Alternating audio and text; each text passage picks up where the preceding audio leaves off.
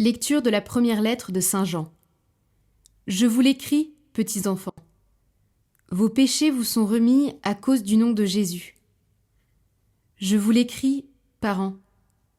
Vous connaissez celui qui existe depuis le commencement. Je vous l'écris, jeunes gens. Vous avez vaincu le mauvais.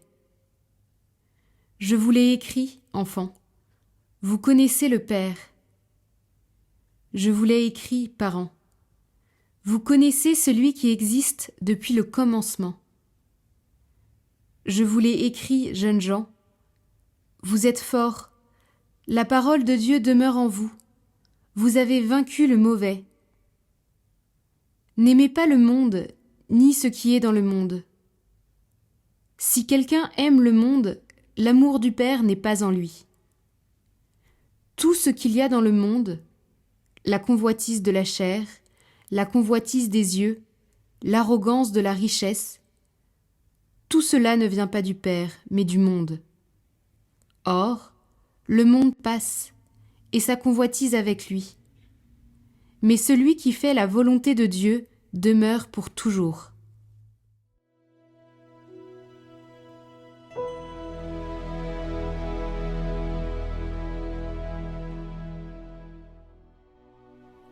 Joie au ciel, exulte la terre. Rendez au Seigneur, famille des peuples. Rendez au Seigneur la gloire et la puissance. Rendez au Seigneur la gloire de son nom. Apportez votre offrande, entrez dans ses parvis. Adorez le Seigneur, éblouissant de sainteté. Tremblez devant lui, terre entière. Allez dire aux nations, le Seigneur est roi. Le monde, inébranlable, tient bon. Il gouverne les peuples avec droiture. Joie au ciel, exulte la terre.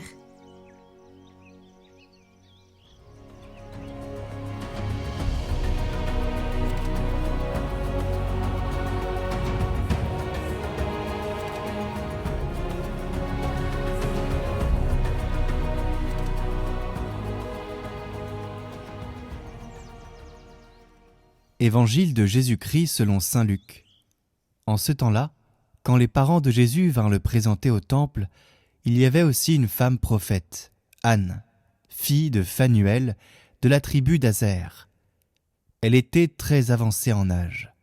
Après 7 ans de mariage, demeurée veuve, elle était arrivée à l'âge de 84 ans. Elle ne s'éloignait pas du temple, servant Dieu jour et nuit dans le jeûne et la prière. Survenant à cette heure même, elle proclamait les louanges de Dieu et parlait de l'enfant à tous ceux qui attendaient la délivrance de Jérusalem. Lorsqu'ils eurent achevé tout ce que prescrivait la loi du Seigneur, ils retournèrent en Galilée, dans leur ville de Nazareth. L'enfant, lui, grandissait et se fortifiait, rempli de sagesse, et la grâce de Dieu était sur lui.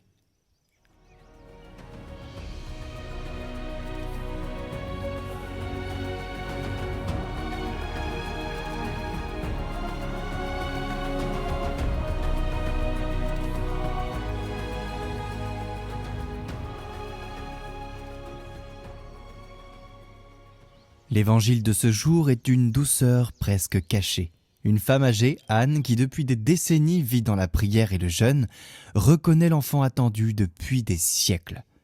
Elle n'a plus rien, pas même la force des années, mais elle a gardé ce feu intérieur, l'espérance.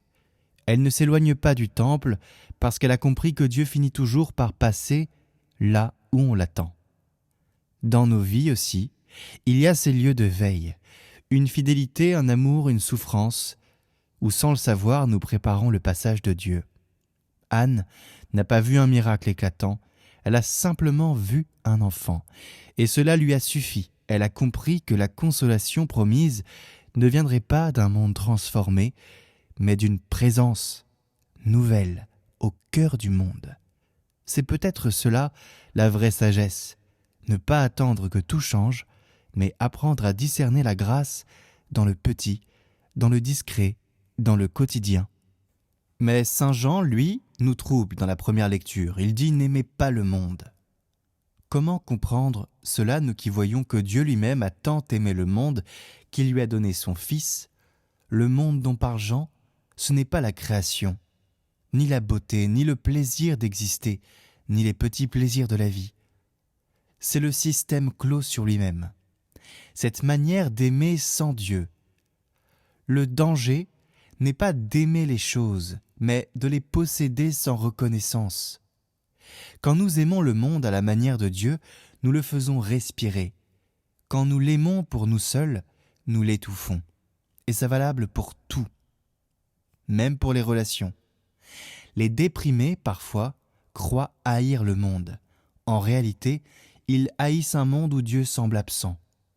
Leur dégoût n'est pas le contraire de la foi, c'est souvent une soif déçue, de beauté absolue.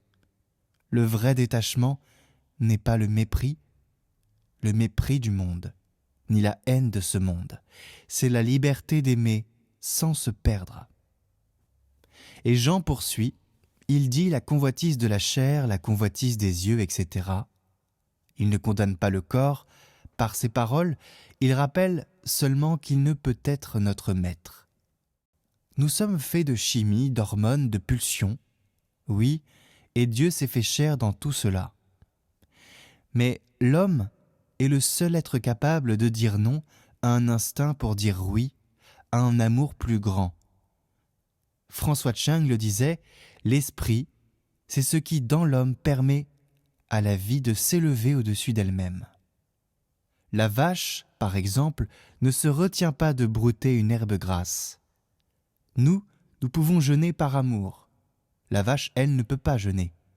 Elle voit une herbe grasse, elle se précipite pour la manger. Voilà le signe que nous avons, une âme. Nos limites biologiques ne sont pas un péché. Elles sont le point de départ de la liberté spirituelle. Aimer le monde, ce n'est donc pas s'y perdre, mais c'est l'habiter avec une âme éveillée, assez vaste pour y faire entrer la lumière. Oui, c'est compliqué et c'est pour ça qu'on finira par cette petite prière.